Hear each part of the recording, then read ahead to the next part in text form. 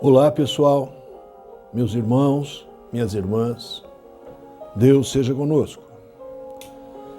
12ª parte de reflexões acerca de o Sermão da Montanha. Estamos tratando das bem-aventuranças, que estão contidas no Evangelho segundo Mateus, no capítulo 5, versículos 1 a 12. Fundo musical para hoje, Following Light, seguindo a luz, composta e executada por Remo Anzovino, um musicista e advogado italiano. Raciocinemos a fé, arrimados na razão, entretanto, numa razão com os olhos da caridade e do amor. Sigamos então a primeira bem-aventurança, que é continente do Evangelho segundo Mateus, capítulo 5, versículo 3, onde diz: Bem-aventurados os pobres de espírito, porque é deles o reino dos céus. As reflexões, portanto.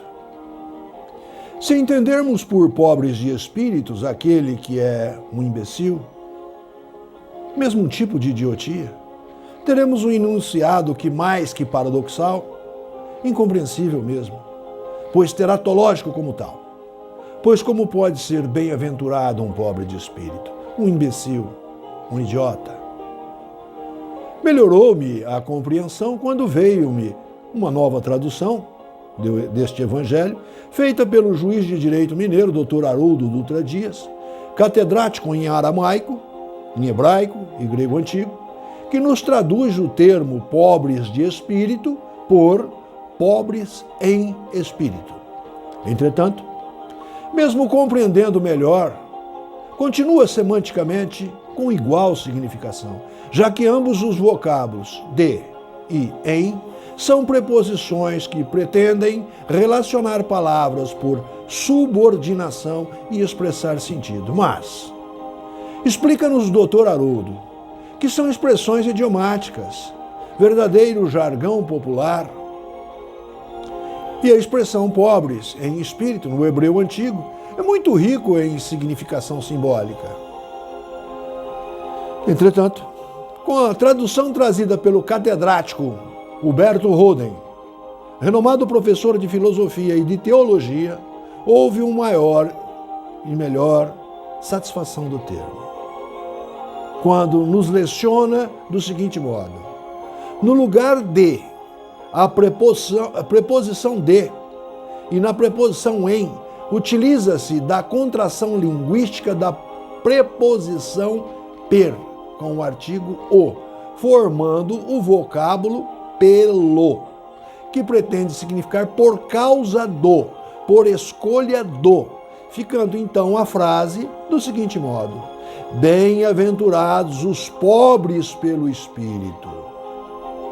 Diz-nos professor Roden que escritores e oradores de renome aderiram à blasfêmia, mesmo de que o Nazareno Jesus tenha decretado por bem-aventurados os pobres de espírito, quais sejam os apoucados da inteligência, os idiotas, os imbecis, os medíocres mentais.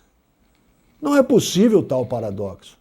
Haja vista breve raciocínio lógico, onde que para nós humanos como tal, o ser humano mais rico de espírito é o próprio Cristo Jesus. E assim sendo, por ser ele um rico de espírito e não um pobre de espírito, além de não ser um bem-aventurado, também não seria merecedor do reino dos céus. Essa é a lógica. Mas, pasmem, nem no original grego copta do primeiro século, nem na tradução da Vulgata Latina de São Jerônimo, acharemos o tópico pobres de espírito. Todavia, caríssimos e caríssimas, a tradução correta, conforme mestre Roden, é pobres pelo espírito, levando-nos, assim, à compreensão de que pobre pelo espírito é aquele que, desapegado dos bens materiais, não pela força circunstancial compulsória do aprendizado divino, mas pela escolha própria espiritual na programaticidade reencarnatória que se deu através do livre-arbítrio deste ou daquele espírito, através da escolha mesmo em ser humilde e simples. Ensina-nos, professor Roden, que essa libertação da escravidão material, ou seja, do apego aos bens materiais, através da força espiritual, é suposição de grande força, iluminação interna. Pois não é pecado ser rico materialmente, assim como não é virtude ser pobre materialmente, já que a virtude consiste em saber utilizar bem a riqueza propiciada pelos bens materiais e também a pobreza material em benefício da humildade, como nos exemplifica o mestre Nazareno.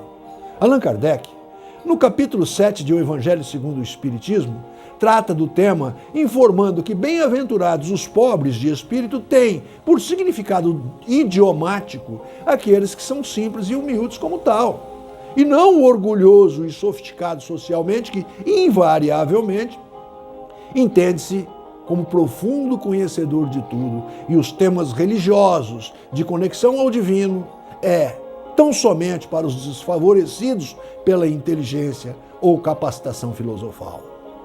Nada obstante, caríssimos, resolve-se o nó górdio deste aparente paradoxo ao compreendermos que ser pobres de espírito idiomaticamente pretende significar ser humilde por escolha reencarnatória programática no mundo espiritual. Desapegado mesmo dos bens materiais, da usura, pois é despreocupado da riqueza material sem a revolta inerente àquele que não a tem. Todavia, caríssimos, sem a prodigalidade irresponsável que invariavelmente desperdiça os bens materiais. Assim, e portanto, terminamos a reflexão sobre a paradoxal bem-aventurança, os pobres de espírito, porque deles é o reino dos céus, tributando louvores ao Criador mental de tudo que há criado, Deus nosso Pai. Louvado seja.